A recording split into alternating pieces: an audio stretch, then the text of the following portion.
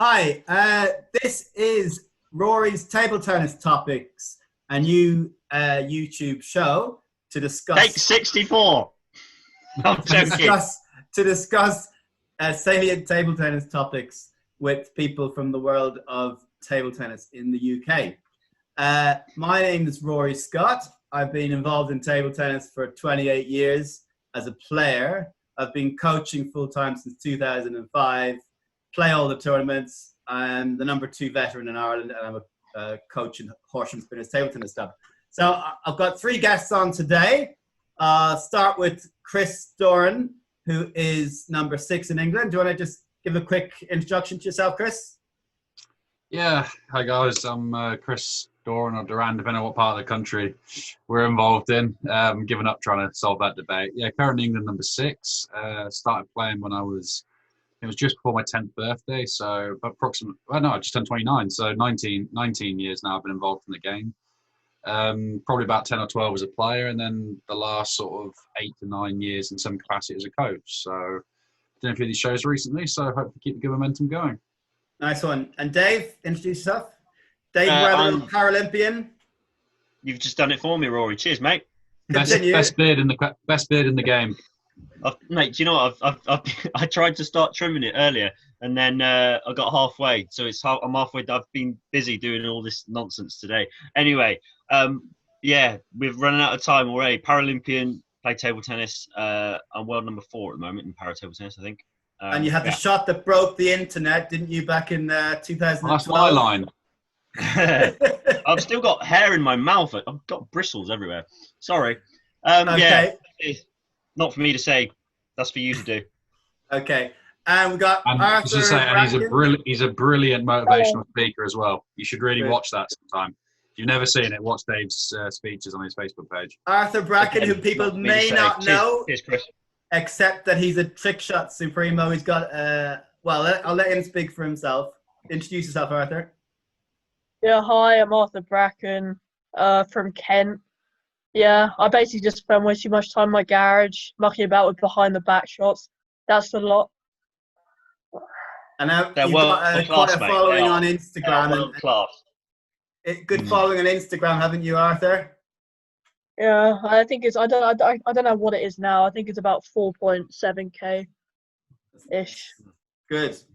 So we've got 4 topics here to discuss. These are questions that I've come up with, mainly one of my own, and then one that I've kind of directed at each of the panelists. So my first question is, should boosting be allowed? And I'm going to give my answer first. So the way I see it is that I think at professional level, most people are boosting anyway, and it's impossible to detect. It's against the rules of table tennis, but you can't detect it. So there's no way of knowing who's cheating and who's not. There's no health implications with boosters. They're all VOC free anyway, so there's no issues with health related problems. So it's the honest people who are not boosting that are losing out, because all the people who are using it are getting an advantage. Personally, I've never boosted. I used to use the speed glue when it was legal, but boosting just seemed a bit too inconvenient, and I never got into it. It was legal for about a year or 2 before they made it illegal, and being that you can't test it, I just don't see why it's illegal. It's not kind of fair on the honest people, because the people who are dishonest it can't be proven that they're using it, and they get away with it. So in my opinion, unless they can actually start testing for it, just make it legal. So I'll pass that on to Dave. What's your opinion on boosting? I agree. I mean, Arthur, you'll be too young to know about speed glue. Speed glue was fantastic. It makes such a difference, and obviously people, you won't know the difference. It makes a massive advantage to you. I haven't really experimented too much with boosting either. I have tried it. It would be wrong of me. It'd be amiss of me not to admit that I've tried it. Yeah, of course I have. It's incredible. I agree with you, Rory. I think, it's the same you say with the service rule. Like the policing of it is impossible sometimes. And what I mean, fair enough. Like they banned speed glue for the obviously volatile organic compounds and all the health risks and stuff. Fair enough, but boosting, does it really impact on the spectacle too much? Probably not. Probably makes it a bit better. It's and it's impossible to catch the cheaters. So yeah, just blanket, just let it be. I think I agree. And if it's legal, everybody has the choice whether they want to do it or not. Because you're penalising the people who are being honest and not using it, because it's such a disadvantage. Yeah. It's a massive advantage. Like it's like I don't know. It's a bit extreme saying this, but if you don't use your legs in table tennis, you can't generate so much power. And I feel like I'm at a disadvantage because I can't generate anywhere near as much power as some of the big guys with big legs and stuff. If I stick boost on, boom, it just automatically means I don't have to put so much effort into every shot. And and you can effortless, and everything is so much easier. So yeah. Is it used much in the para game, do you think? I mean, I've got to be careful what I say. Like, I'm here for a diplomatic kind of debate about it. But yeah, like it's quite widespread, isn't it? Like, I would say that it's like there's a lot of people who use boost. I mean, that's pretty common knowledge. Like, and it's like people aren't. You're not kind of you don't think badly of people for using boost either, really, because it's not really seen as cheating too much, is it? Really, it's not like people who are. If someone was turned up with speed glue, you'd be like, oh, that's naughty, that's really bad. But if someone turns up with boost, they're not really getting, you're not seeing with too much negativity there, are you? Really, it's kind of akin to that illegal serve thrown in at 9-0. I mean that's the same. Like it's really naughty like that. I mean, I do get pissed off when someone, when they know they got one stock serve where they can win the point every time and then use it illegally when they really need a point. That's annoying. That is. I don't think I have the same viewpoint of putting boost in the same kind of bracket. I think the serve's way worse. Should we pass on to Chris then? Let's have Chris's view. Yeah. Look, very similar line of thought to the three of you, really. Look, I'll openly admit I've used boost, for a fair few number of years. I think it's the first time I've ever gone on record and said that I have, but just be lying on camera if I said I didn't, because the vast majority of the top players do, if not 99.99% of them do. I mean, it's nothing new. I remember Des Douglas telling me stories about, in the 70s with speed glue and stuff. And when the Hungarians brought it into the game, and then they took a speed glue bat and compared to a normal bat, and he said he felt like he was using a pea shooter and they're using an AK-47. So if you turn up now at an ITTF Pro Tour bat event and your bat's not boosted, I mean, you're 30-40% behind every other player in the pool. So it's not even like, for example, players in table tennis earn the vast majority of their money from league matches, not pro tours. It's league matches. That's where they get all their money. And there's no racket contesting any league across the world. So they don't care. You might as well just get to the point now. He just said, "Oh yeah, boosting's legal," because it's not enforced in any. Maybe one or two players get it. They've gone a long way. Because I remember when I was a junior, and Evans, I remember this. I'll never forget this. We're in German Junior Open, and he took his sheets. He'd never touched them. He took them out of the packet and put them in the tester, and they failed the booster. And they were brand new. They never even had white glue on them, let alone booster. Factory boosted, or who knows? You start penalising people who are actually honest as well with that. Yeah. You know what I mean? It just becomes a farce. Yeah. And I mean, they did it. You stopped speed glue as well for the spectacle, didn't they? They wanted to make it a bit slower and everything, but it doesn't make that. Just that. I don't think that's a viable argument, really. Arthur, have you got any views on boosting? Not really. I hadn't even heard about it until you started talking about it today. You get more zip on your trick shots, mate.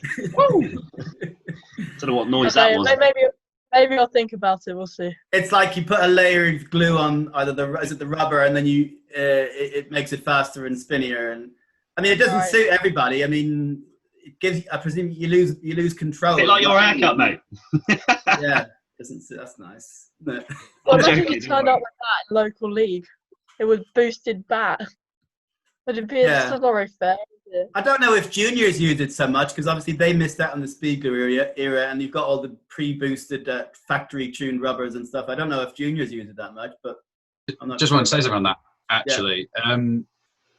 For donkey's years, like when I was working at Grantham College and with Peter and things, you'd have the juniors and the younger players asking us to glue their bats up for them. They don't actually know how to glue up a bat, because we spent so many donkey's years speed gluing bats up. Even booster, you still have to actually. Okay, if you're really special like Liam Pitchford and someone, you'll get the factory tuned one straight from the factory, and you don't actually have to do anything to them. But if the rest of us, with mere mortals, we actually have to glue it up. So they can't even glue up a bat anymore because they've never even heard of speed glue. I remember going into the glue rooms at your tournament, and you'd get a whiff as you go in the door. And it was like beautiful. Beautiful. You'd actually get a headache after if you were in there for too long. The glue room was a fantastic social setting, wasn't it? Oh, it was. Beautiful. Pre-match glue room. Can I say something on that? Yeah, go ahead, Arthur. Like, you're right about people not knowing how to glue their bats. At JBL, like, I didn't know how to glue a bat, so I got my granddad to do it for me with his, like, Stanley knife. He stuck it on the wrong way round, and then I wasn't allowed to use that. I wasn't allowed to use that. I got called up by the umpire. The logo was missing, was it? The logo was the wrong way round. Yeah. The logo was at the top. I did that once. In 28 years of playing table tennis, I glued a bat upside down once. I cut it out upside down once for a player, for somebody else, but he wasn't playing many tournaments, so I got away with it. Okay, let's move on. Grand Prix one year. I was living in Sweden at the time, and I flew over, and my dad glued up the bat for me. And I turned up. I played, was that Tobias Bergman, that Swedish guy with the feeling? Turned up, took my bat out of the bat case, and I had 2 black rubbers on my bat. Oh no! So I had to borrow a bat for that Grand Prix. Give him Keith a shout out. That used to be my superstition. I used to do my red rubber before my black rubber, always. Yeah. If I did my black one first, it was all bad juju. Anyway, sorry. All right, so let's move on with the second question. This question is mainly directed at Chris because he's known for his feeling across the country. So it's like, how important is feeling or ball control in table tennis? And I'll let Chris answer first. I don't mind. I can go last if you want. If you want to go last. Okay, Arthur, what do you think? I think it's crucial. Trick shots. Yeah. Oh God. Arthur? No. In actual playing, for me, like, I don't really have much power. It's all about blocking and shot blocking on the table. So, like, feeling is everything. Like, especially if you don't have, like, the physical game. I don't have any physical game, really. So, feeling is literally everything for me. And if you don't have feeling, it's difficult to control the game as well. Yeah, so when we're saying feeling, we're kind of talking about ability to keep the ball on the table, maybe do some spins, shots, just for people who don't know what we're talking about. So, is there anything else you wanted to add, Arthur? Well, not really. I don't think I have anything else to add. Okay. I'd say feeling's more the ability to adapt and change, have a bit of creativity in your game, ingenuity. Like there's a lot of players without feeling who are still really good players who are just robotic. They've trained themselves to react to certain situations, almost not on autopilot, but almost kind of like, they'll come and do things. Whereas, for example, the wiggle, that's very feeling, isn't it? Like, you've got to have a certain amount of feeling to be able to adapt the ball and just have creativity, adapt your thing. And I'd argue that most top players have good feeling, obviously, to get to that level, because fundamentally you've got to get the ball on the table. However, there's also, there's lots of different styles that have been successful over the years, and there's lots of different ways to win a point. So it's not I wouldn't necessarily have to say that you have to have really good feeling or the ability to, just do something you've never done before at certain situation, like just punch my laptop as if I was doing a wiggle there. I don't know, like it just define feeling really. Like I think, just fundamentally you just got to get the ball on the table. It doesn't matter how you do it, whether that's with feeling or without. Like it doesn't matter. And obviously there's many different ways to do that. So if you've got good feeling, you've got probably more ways of winning a point, which obviously helps. But it's not I wouldn't say it's a massive 100%. You need to have the best feeling. The best people with the best feeling don't always win, do they? Like, I don't know. Marlon's got good feeling, but he's also an absolute robot. Do you know what I mean? So it's one aspect, isn't it? I mean, feeling obviously helps you keep the ball low and short when you're receiving serve or whatever, and stops the other person from attacking. And somebody's smashing the ball at you, and you're just able to lob it or block it chop it back or whatever, you know. And you can maybe have good feeling for some things and have bad feeling for another, which I would say goes against the kind of notion of having good feeling. You know, you can train being able to do touch short off the side, you know, around the nets. You can have good feeling for that, but then some people may have good feeling but not be able to do a wiggle, you know. So I think if you've got good feeling, fundamentally the definition of having good feeling, you should be able to do those kind of things no matter what it is. Would you agree with that? Yeah, I mean, it's a bit of a question. Can you teach feeling as a coach? You know, I mean, is it just literally practice to get better at something, or I can't do a wiggle. I'm really bad at wiggles, genuinely. Yeah. Like, I don't know. Partly that's because of my wrist, and I've got no flexibility in my wrist. But I don't, and then certain serves as well, like reverse serves.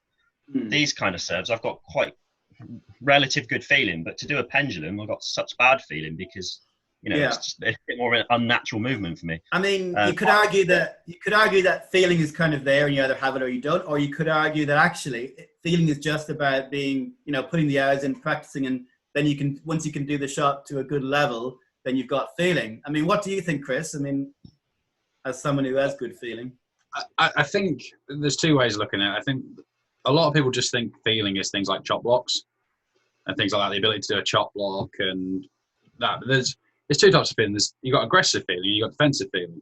You know, someone like Gareth Herbert had phenomenal aggressive feeling, like with this serve, and he could do fade and hooks off the bounce. But, you know, if you ask him to block two balls, he struggles with it. You know, and then you got someone like Samsonov, who's got arguably the best defensive feeling of all time. And then you got Waldner, who's 2 or 3 in defensive, and he's number 1 by a mile in aggressive feeling. You know, the guy's hitting fades off the bounce, and he's breaking your ankle, sending you the wrong way. I mean, I think a lot of it is mental as well, like the ability to be wrong 1,000 times to improve your feeling, like experimenting different things. A lot of people in table tennis just want to stay in their comfort zone. They do what I'm an aggressive player, so I'm going to do this. Pitcher made a really interesting point the other day. I think it was Pitcher, I'm not sure if it was Pitcher or Paul on their show, when they were talking about how Samsonov's adapted his game as he's got older. So actually, even though now he's in his early 40s, he's actually more aggressive. But I also think that one of the things people forget the most is the ball. As the ball's changed, feelings change, it's easier now, to be honest with you. So it's a little bit less unique. A lot more people can. I mean, there was a time if you catch a shot, the guy would balloon it 3 courts off. But now there's a lot less spin in the ball. It is a bit harder to trick someone with feeling. So it does sadden me. I think it has gone out of the game a bit. But I think you should definitely teach it more at a younger age, because shots like 2-2, backhand topspin, forehand topspin is easier to teach than feeling. But I think too many people go aggressive too early. That's good work ethic. How much of it do you think is kind of you have it or you don't? It's like natural, and how much can you kind of teach or learn, do you think, Chris? I think the really special ones have it naturally. Like the ones that can just do it. Like Will Maybanks, for example, when he was in Hungary, like he could do unbelievable wiggles by a certain age. Like crazy wiggles, just so naturally gifted at that. But, you know, Will and myself, you know, we'll admit we weren't always necessarily the hardest workers, so maybe we didn't push on to get, like, even better feeling. But I think you could certainly teach someone like, let's say Arthur that's, you know, doing his trick shots and not playing at the national level at the time. You can certainly teach them an element of feeling. Like an average player, you can get them to be good, and you can maybe bump them up 1 level. So someone that's very naturally gifted can become exceptional. You can always boot them up 1 level on the feeling scale, 1 or 2. I think you definitely need feeling to do some of the trick shots that Arthur's been doing. I've seen 2. I need to see more. We'll come to that later. Okay, so we move on to the third question. The third question is why has the standard of table tennis, para table tennis, improved so dramatically in the last 20 years? I mean, personally, for me, I had barely heard of para table tennis before 20 years ago, and then suddenly it's all over the Table Tennis England website. It's all over Facebook and social media. There's medals left, right, and centre, and funding. And so that's my opinion. Is it's gone like from strength to strength. I mean, can you? I'll leave that. Maybe I'll leave Dave to the end because it's more relevant to him. Chris, I know you've got an opinion on this because I think you told me before the show something to do with Dave. Do you want to go first, kicking off today, honestly. It's good, though. It's good to stimulate this kind of conversation. Take it away, Chris. Yeah. No, look, I was fortunate that for a year I worked opposite them in the opposite hall in Sheffield. I was the National Centre. and the sort of, I mean, Dave will go on to this later, like the sort of, not the renaissance, but the upbringing of paratails had kind of just begun. So I remember when I was younger, Sue Gilroy was getting medals, and there was a few. I never pronounce his name, but Dave, Paul Carabarda, yeah, sorry, Carabarda, yeah, yeah. like a number of these players, Well, Davies from years Wales, back, yeah. they've been around for a long time, and maybe they weren't getting golds, but they were getting bronzes and silvers. I believe that. Well, James Rawson, Arnie Chan, Neil Robinson, they've won Paralympic medals, many Paralympic medals. But no, so there was a lot of medals, but were they not necessarily golds? They were getting a lot of silvers and bronzes. Is that correct? I think we won a gold in Atlanta, I think, or was it Barcelona? One of them. Yeah. Okay. So no, there was you certainly had the layer, and then with the UK sport, the national centre, it became more what's the word, focus based, and you actually had a full on training group, and then you saw naturally the results just exploded, and then you had Dave being world class, you had, like I said, Davis earlier, Paul, Sue was still around, Will Bailey obviously is the standout now, the world champion, Olympic champion, and Strictly's boosted his status to a whole nother level. But what I will say, and there's been a lot of controversy, another issue that's not my place to go on to, but if you actually saw the guys train, like Ross Wilson, Will, Aaron, like they were like tears, sweat was pouring off them. And I don't think enough able-bodied players in England have necessarily done that when I've seen them train.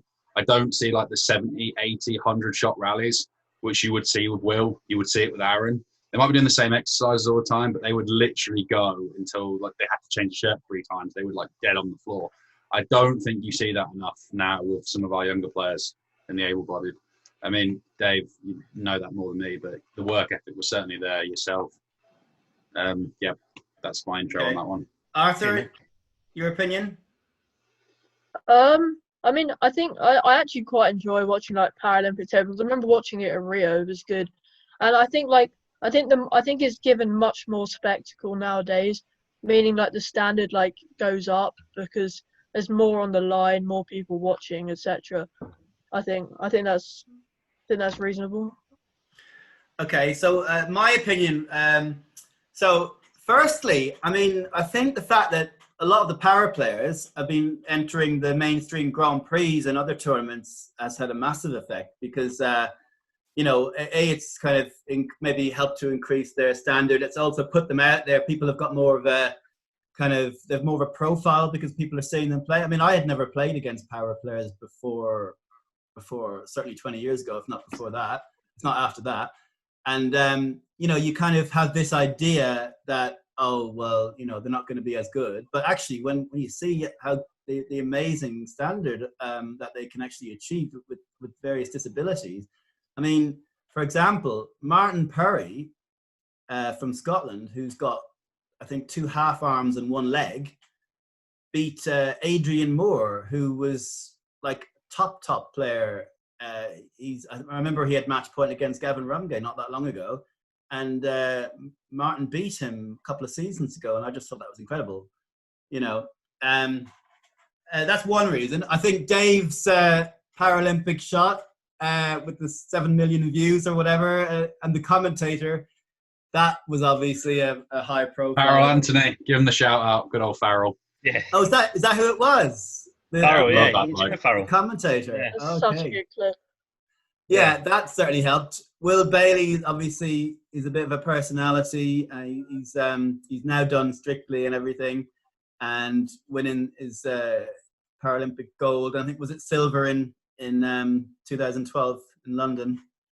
So yeah, and maybe I don't know. I mean, has the funding got more? I mean, obviously Chris mentioned the hard work from the players. That's the main factor. I think obviously we're talking about level, and obviously the exposure's got more, and as the exposure's got more, like obviously it's mirroring society a lot, and obviously the opportunities that Paralympic sportsmen, not just table tennis, get in this country, and obviously this is why we're in a very privileged position actually to being British, because obviously the support we get through Paralympic sport and UK sport is probably world leading compared to a lot of countries, and that's why our level is probably up there on a world scale compared to other Paralympic nations. But yeah, obviously funding is directly proportional to the medals that you get, and obviously we're getting the medals, so obviously we're getting more and more opportunities. So obviously that's going to bring our level up. When I first moved to Sheffield, because I went to uni in Sheffield, purely because it was good for table tennis, but we didn't have a national setup then. Obviously, Duran, you were training in the hall next to us, but we weren't there full time. We were just using the hall as and when we in the year afterwards. Yeah, kind of trying to basically skip it in when we could. Obviously, it's gone on leaps and bounds since then. We're getting more opportunities. We've got an actual professional setup. Obviously, our level is going to go like that. Obviously, players can play a big role in that. Obviously, Will's been successful, and big personalities can help the exposure more. But I think, like for me, I started playing able-bodied table tennis, like you touched on. Like, obviously, that helped. I didn't even that's the point. I didn't even know the Paralympics existed when I was younger. Obviously, now it's a much bigger thing, and people have goals. They can strive for that. And actually, I would say that it's probably an advantage to have a disability now in this country. Definitely, if you're a table tennis player and you've got a disability, you've got all sorts of opportunities that are thrown at you, or potentially thrown at you, as long as if you work hard and all that stuff. You know, like Martin, for example, would he be at the level now that he's currently at if he didn't have a disability? Maybe not. Do you know what I mean? You can get some unbelievable opportunities. I kind of wish I had that when I was younger. I just fought through the able-body system, just loved playing table tennis, and obviously it's grown from there. Now we have a professional setup. Now we've got a national centre. Obviously, we need to keep the performance up to keep the funding and everything. But it's fantastic compared to where we were 20 years ago. Yeah, but you still see a lot of naivety. Like, I don't know, it's kicked off today as well. Naivety about para table tennis and stuff. It's just ignorance, and obviously it's growing and growing, and the support we get is fantastic. And obviously our level is increasing with that. But it's good to keep that kind of traction going and kind of quash some of the ignorance that is going around, and really promote how our level and how well we're doing, and how much we're fighting for this as the same as everyone. So Dave, would you say there's a lot more para players playing now and competing and training than there were, say, 20 years ago or more? Yeah, well, I think 100%. Yeah, for sure. It kind of mirrors the situation with able-bodied table tennis, though, in this country. Like, table tennis, we don't have that many players compared to a lot of the countries in the world. Like, I think Will said there's like 2 million disabled table tennis players in China alone. Like, we don't have anywhere near that, obviously. But obviously it's the same problem for able-bodied table tennis, is trying to get table tennis on the up and big time. But yeah, like I said, if you do have a disability for table tennis in this country, you've got some fantastic opportunities which could potentially come your way.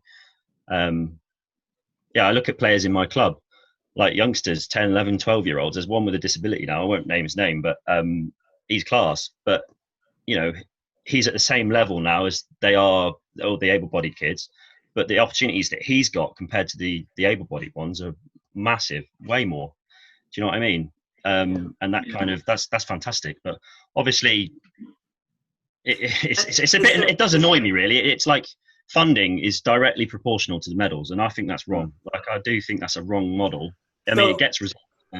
There's more funding in the para side in England because the para players are winning more medals. Is that what you're saying? No, I wouldn't say more. It's relative to other sports. Like, I mean, it's supposedly Paralympic sport and Olympic sport is on the same funding models, so they're the same brackets. So if we, obviously the guys in the able-bodied team are getting results now, so hopefully we should see, fingers crossed, the funding increase. But obviously it went down at the time when obviously Duran was in Sheffield as well, like, because we had no results. And Will winning a medal in London was obviously massive. That's where it's really exploded. And obviously, because we had London in the first place, everyone knows what that did for Paralympic sport and sport in general. Like, funding was up for London, and we kind of piggybacked on the back of that quite well. Thankfully, Will won a medal, so we've kind of seen the benefits of that since then. But yeah, great. Cool. Kind of riding the wave. Okay, so let's move on to question 4. Now, I just want to say one thing though, like, genuinely, like, your question was about level, and people get transfixed on the level of Paralympic table tennis, and obviously we've had, and I'm a staunch defender of the level of Paralympic table tennis. And obviously everything to do with para table tennis, because people get, we've had a lot of, Sandra Pavlovich was top 50 in the world, able-bodied. woman came into the Paralympic game. I mean, we had Hoynovsky has come in, and everyone compares the level. Like, I don't know if you know Hoynovsky, beat Drinkel. That probably resonates with people. He's top player in the world, now plays Paralympics, but he didn't even win the Paralympics. But this isn't the point. Like, the Paralympic game is a totally different game, completely and utterly different. And I think people need to stop like comparing the level between able-bodied table tennis. You know, I hear people like, you know, not comparing Pitchford to Will or stuff, but, you know, mentioning the same bracket. Like, we need to get rid of that because it's a completely different game. You can't compare the two. Like, I think people get too transfixed on the level of it. And yes, it's an achievement, but stop comparing it because, you know, you can't. And like, for me personally, I used to do it when I was younger. I used to try and keep up with all the able-bodied guys. Fine, use it as motivation, but, you know, you can't use it as a focus at all. Like, we need to let go of that because there's a disabled player called, is it Sofia Polkova or something? She's highly ranked in the mainstream. Artika. Partika, yeah, Partika. That's it, yeah, Natalie Partika. That's it, isn't it? She's a bit unique though. She's like a Paralympic legend, isn't she? Like, yeah. But then you've got Diduk.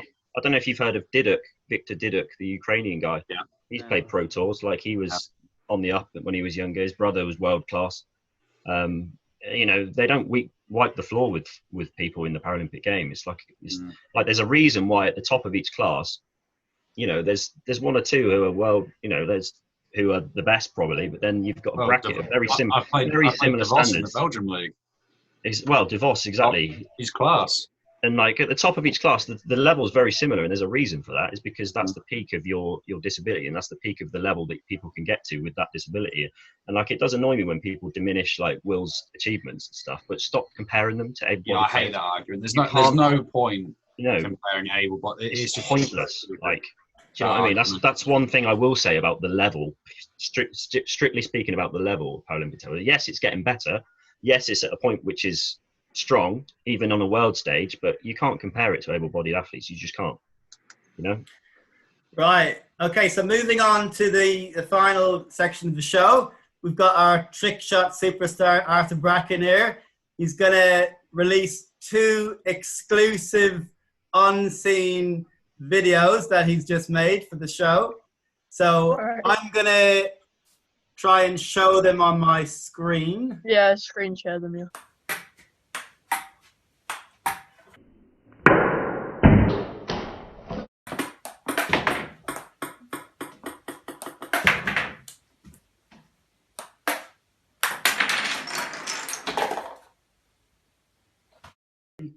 The question I'm posing to Arthur is, can trick shots increase the popularity of the sport? Can it get new players or spectators into the sport? I'll leave you to last, actually. I'll give my view on it. And I think the answer is definitely yes. I mean, it's not, there's a lot of people doing it, actually. There's the ping pong kid in Australia. There's these, I don't know if they're certainly Asians. I'm not sure what country they're from, but these, like, I'm guessing Chinese, who have their like really amazing videos with hair dryers and all kinds of stuff. And they kind of make it funny as well. You got Arthur, of course. And, you know, you've even got professional players like at the ITTF World Championships and stuff. You've had them hitting balls through doors and various trick shots. Zhu Jin did something just there. Okay, it wasn't necessarily table tennis related, but he threw a massive ball into a tire, I think it was. But yeah, I think the fact that it's happening so much, I think, and it's getting a lot of interest, a lot of likes, a lot of shares. I think it's definitely sparking up the interest, and especially maybe in the lockdown now where people can't really play, there are more people watching social media. I mean, I like watching it. I think I've liked almost all of Arthur's videos. Appreciate it. Yeah. So that's my view on it. Dave, you want to give your opinion? Yeah, I've seen a few of your videos, Arthur. Incredible, mate. Top stuff. I don't know. My why, like, yeah, anything which popularizes table tennis is good. I think obviously with social media and everything, it's a good way of doing it. I haven't got too much of an opinion. I'm not like big on the old trick shots myself. I'm not gonna. I don't get too much involved with social media other than posting a lot of rubbish sometimes. But I'm sure I've seen you do some crutch trick shots, haven't I, with your crutch and then playing on or something? I just go with the flow in life, and I just do whatever I like to do. You know, I think that's what everyone should do. Like when you put it black and white like that. But I think, you know, like ITTF and that, they're getting more on board with, you know, social media and the power of the channel and everything. And this is what people watch, so it's good. And obviously we can go into the ping pong actually popularizing table tennis as well. Like things like that. I think everyone should embrace everything to do with table tennis, which popularizes table tennis. Obviously, it's a good way of doing it. And I think, you know, like I said, with all the YouTube channels and stuff and all this kind of thing, you know, they're doing a way better job than historically the mainstream governing bodies have done to popularize table tennis. But everyone's on board with it now. It's getting better and better, and obviously, yeah, crack on. Let me just add something. It's one of the millions of views that they've got, like, and they're monetizing it and everything. Brilliant. Like, fair play to them. Yeah. So let me just add something. I don't necessarily do trick shots, but occasionally when I'm losing a match, I'll throw in the odd underleg shot and win the point because I catch people out, or I'll do a left-handed serve maybe because I'm quite good at that, and then switch to my right hand. I tend to do it when I'm losing, just to kind of, I don't know, a bit of fun, maybe take the odd point, and it does work actually, and it's quite a bit of fun. But probably the most enjoyable kind of trick shot thing I've done ever was at the Jersey Grand Prix. I was playing Chris on this call, and I was actually playing with a hard bat for a bit of fun because obviously Chris is a much stronger player than I am, so I just wanted to have a bit of fun. But what we did was we did the round the table rally.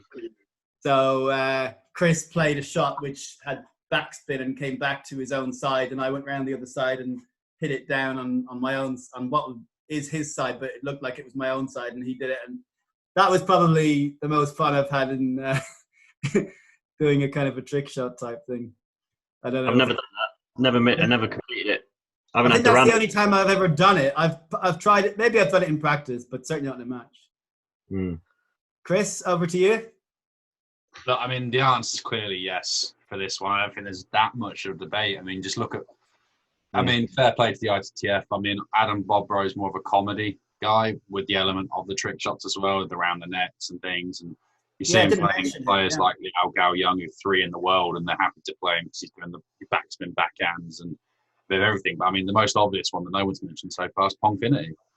Absolutely, yes. But I just didn't go into it. And I might have stolen Arthur's thunder by looks of his reaction, but you know, I was lucky enough that I played the Finland Open in December. Actually, I got a bit injured, so I didn't enjoy playing that much. To be honest, I hurt my back. But I got to meet the Pongfinity guys, and you know, they're great guys, Otto, Mika, and they're just you got the straight man in Otto, and the other two are more fun. They just always seem like they're having the most fun possible playing table tennis, don't they? You know what the easiest Otto is the straight man. You know what? These kids these days, they want to meet people like Pongfinity and Bobrow more than they want to meet actual table tennis players. Like that just shows for yourself. Because that's social media, power of social media for you. Exactly. Like I mean, to be fair, they're all. I mean, Mika had the tournament of his life. I think he got to the Finnish National Championship final this year, which was a bit of a surprise for him. But actually, as players, they're good without being sort of closest to my level-ish, around that, or maybe just under. But they're not world-class players. They're good players, but they managed to build another following for themselves in that, which is, you know, obviously far more. They've got more followers than I guess any tennis player has on YouTube. I mean, and they're. The only thing I say is I get a bit annoyed when people do trick shots in matches, then lose the match, and then everybody talks about the trick shot they hit. That's the only thing. That's the only thing that not the Rory thing, but you know, like sometimes you'll play a match and you've lost the match 11-8, like a really close match. Like my diving shot, for example. Like no one remembers I lost that much. I was playing Josh Band. I was playing badly, and it was like I was actually 10-0 down, 10-love down. Yeah. And I kind of thought, well, I'll just give this a go. So I did the ghost serve, and I started walking around the other side of the tables. But I got to the other side, and the serve went back on my own side. So it was my point. So that was quite fun as well. I'd forgotten about that one. Just saying, last thing, Dave, you're selling yourself short, mate. You're a phenomenal beer pong partner. Oh yeah, forgot about that. Best I've ever played with. And I've played with Smithy, and somehow you've beaten him. So. You know why I forgot about that? Do you know why I forgot about that? Because I don't remember it, mate. You've got less to tell than I do, so I'm joking. I'll carry you home probably. But yeah. We They don't count though, do they? Mate. Right. I will pick myself up one more time as though, Rory. I did hit around the net with my crutch once. That was probably the best. I've seen that. That's the best illegal That's shot. probably what I was talking No, about. it wasn't caught on camera. There's one I did, which was never been seen by anyone who, unless they were there. Like, it was the best shot I've ever hit in my life. Obviously, it doesn't count, but just absolutely launched one round the net. Nice one. Right, Yeah. Arthur. Tell us a bit about your channel first. Maybe tell us what it's about and how you got into it. Yeah, so like at first I was just playing, I was bored, so I just created a YouTube channel and I was just uploading videos like in the really messy garage, like hardly any video quality. And so I did that for like 4 or 5 months, uploading like every 2 weeks or something.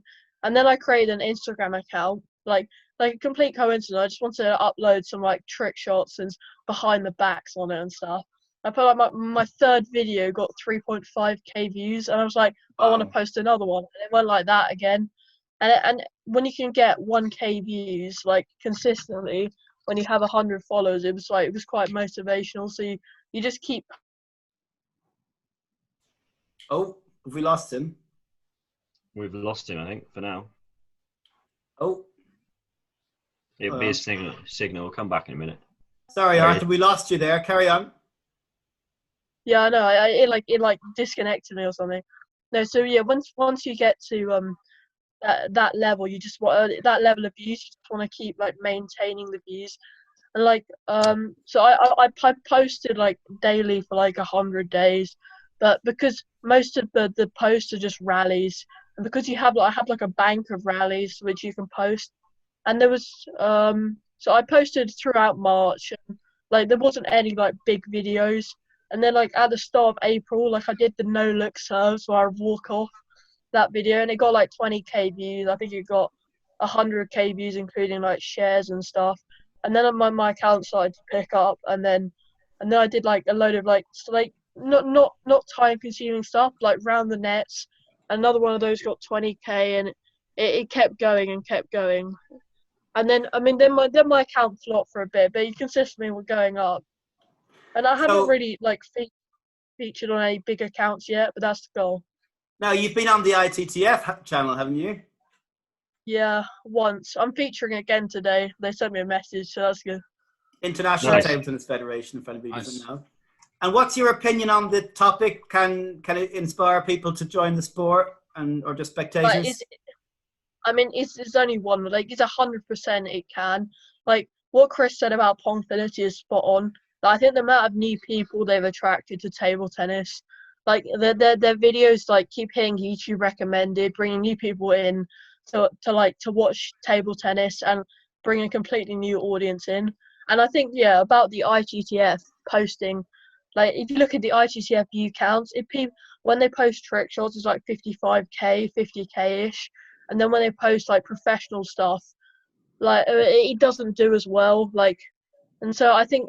Yeah, what Ping Pong Kid did in India at Ultimate Table Tennis, he completely he brung his audience like to like table tennis because he was posting like all his videos in India promoting the sport and like videoing the matches and what Ping Pong Kid is like is extremely smart. He completely beat the algorithm. Like the way he did it, he grew his account to a certain number of followers. And he gave people an incentive to comment, constantly getting on Explore, and then getting featured until today. Now he's like going to go on Dude Perfect.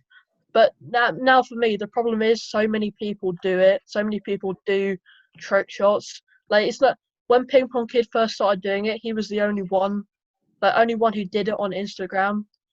And so like now there's so many people who do it. So you have to have a trick that's completely unique, completely original, and like difficult at the same time. So the toilet roll one was unique, wasn't it, Arthur? That was pretty impressive. Yeah, that was. I don't really have that many unique tricks.